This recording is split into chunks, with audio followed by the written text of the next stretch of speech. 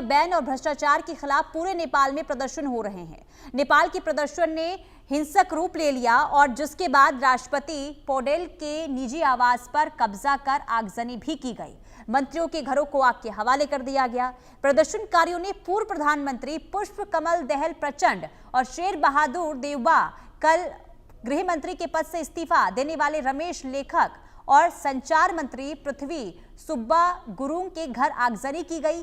वहीं विरोध प्रदर्शन में 19 से ज्यादा लोगों की मौत हो गई, जबकि 300 से ज्यादा लोग घायल हो गए और अभी भी वहां पर प्रदर्शनकारी सड़क से हटने को तैयार नहीं है। अभी भी वहां पर हालात खराब है। एक रिपोर्ट के जरिए आपको दिखाते हैं कि अभी मौजूदा स्थिति नेपाल में क्या है। तो रिपोर्ट भी आपको दिखाएंगे, लेकिन उससे पहले देखिए एक एक तस्वीर हम आपको नेपाल की दिखा रहे हैं, क्योंकि सेना ने अभी मोर्चा संभाल लिया है। सेना बार बार समझाने की कोशिश इन प्रदर्शनकारियों को कर रही है, लेकिन प्रदर्शनकारी अभी भी पीछे हटने को तैयार नहीं है।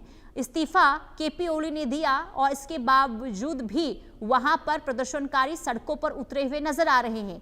अभी भी आगजनी कई जगहों पर की गई है। राष्ट्रपति भवन में भी घुसकर तोड़फोड़ करने की खबर सामने आई।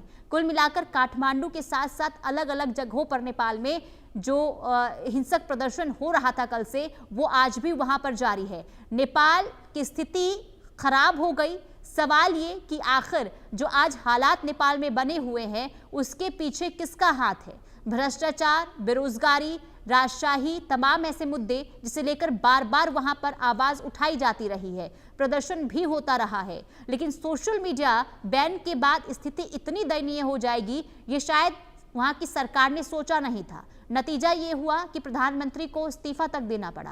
प्रधानमंत्री से पहले कल 9 मंत्रियों ने इस्तीफा दिया था और इसके बाद आज प्रधानमंत्री केपी ओली शर्मा ने भी इस्तीफा दे दिया। ओली से पहले 4 मंत्रियों ने इस्तीफा दिया था, जिससे उनके पद छोड़ने का जो दबाव है वो लगातार बढ़ता चला गया। सोशल मीडिया बैन और भ्रष्टाचार के खिलाफ पूरे नेपाल में प्रदर्शन अभी भी जारी है और नेपाल के प्रदर्शन ने हिंसक रूप ले लिया है। एक रिपोर्ट आपको दिखाते हैं।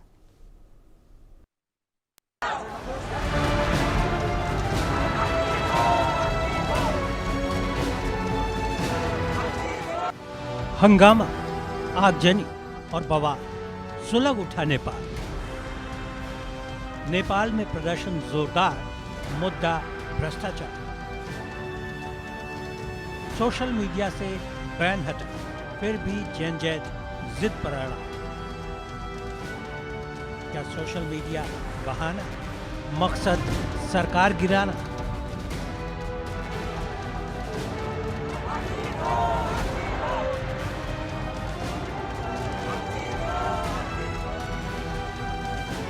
नेपाल का युवा सड़क पर उतर आया है। नेपाल का युवा संसद में घुस गया है और नेपाल के युवाओं का ये गुस्सा सरकार के खिलाफ फूटा है। नेपाल में विरोध प्रदर्शनों के बीच हिंसा थमने का नाम नहीं ले रही। नेपाल में हालात लगातार बिगड़ते जा रहे हैं। विरोध प्रदर्शनों ने हिंसक रूप ले लिया है। राजधानी काठमांडू समेत कई इलाकों में आगजनी, तोड़फोड़ और पथराव की घटनाएं सामने आ रही हैं। राष्ट्रपति पौडेल के निजी आवास पर कब्जा कर आगजनी की गई। मंत्रियों के घरों को निशाना बनाया जा रहा है और कई मंत्री इस्तीफा दे चुके हैं। पूर्व प्रधानमंत्री पुष्प कमल दहल प्रचंड, शेर बहादुर देउबा, कल गृह मंत्री के पद से इस्तीफा देने वाले रमेश लेखक और संचार मंत्री पृथ्वी सुब्बा गुरुंग के घर को भी आग के हवाले कर दिया गया। देश में सोशल मीडिया पर बैन लगाने को लेकर लगातार दूसरे दिन युवाओं का विरोध प्रदर्शन जारी है। इसमें अब तक 19 लोगों की मौत हो चुकी है, जबकि 300 से ज्यादा लोग घायल हैं। नेपाल में सोशल मीडिया बैन के खिलाफ शुरू हुए आंदोलन ने अब तख्ता पलट की आशंका को बढ़ा दिया है। पड़ोसी देश में जनजैत प्रोटेस्ट ने ओली सरकार के सामने बहुत बड़ा संकट पैदा कर दिया है।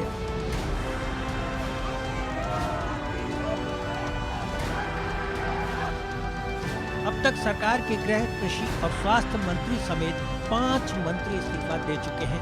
वही खबर है केपी शर्मा ओली दुबई भागने की फिराक में है।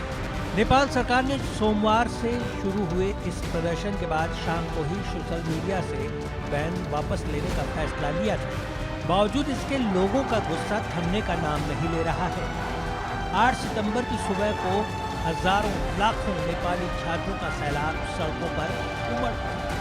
नेपाल का युवा भ्रष्टाचार, आर्थिक असमानता और कुशासन के खिलाफ पहले ही सुलग रहा था, लेकिन सरकार ने जब 26 सोशल मीडिया प्लेटफॉर्म पर पूरी तरह बैन लगा दिया तो फेसबुक, इंस्टा और यूट्यूब पर अपने सपने बुनने वाला युवा चिंगारी बनकर सड़क पर उतर आया।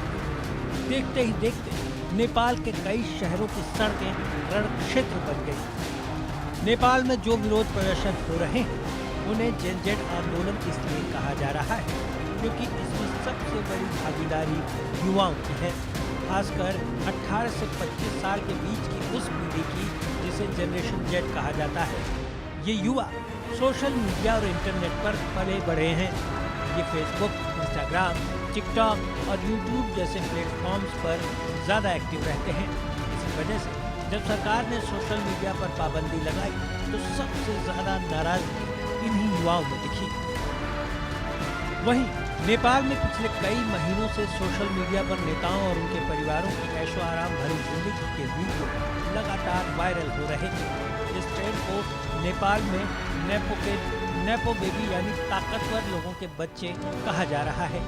इसमें प्रधानमंत्री केपी शर्मा ओली, पूर्व प्रधानमंत्री शेर बहादुर देउबा और पुष्प कमल दहल प्रचंड के परिवार खास तौर पर निशाने पर रहे।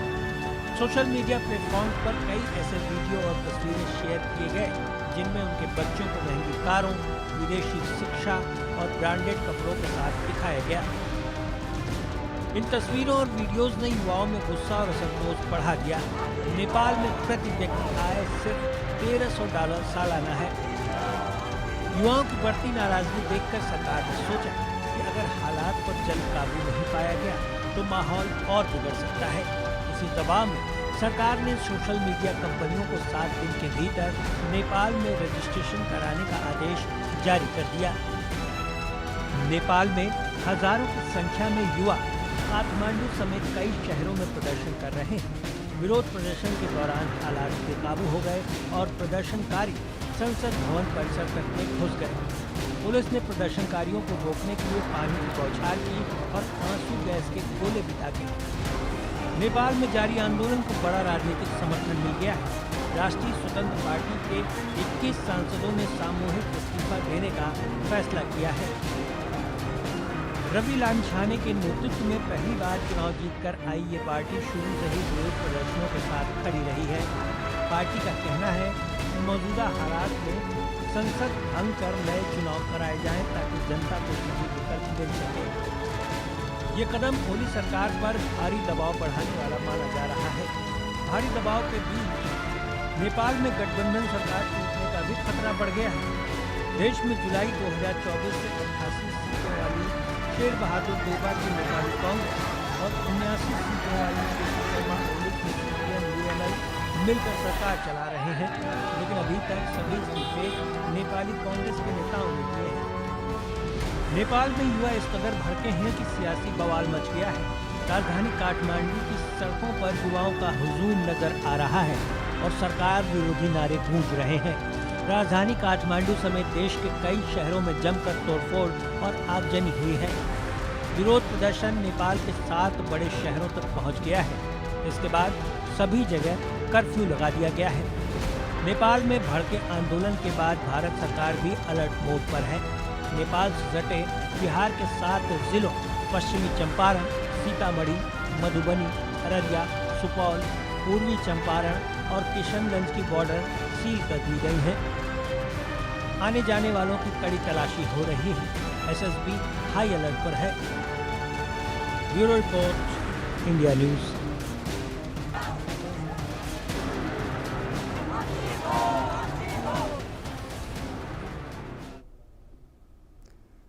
तो नेपाल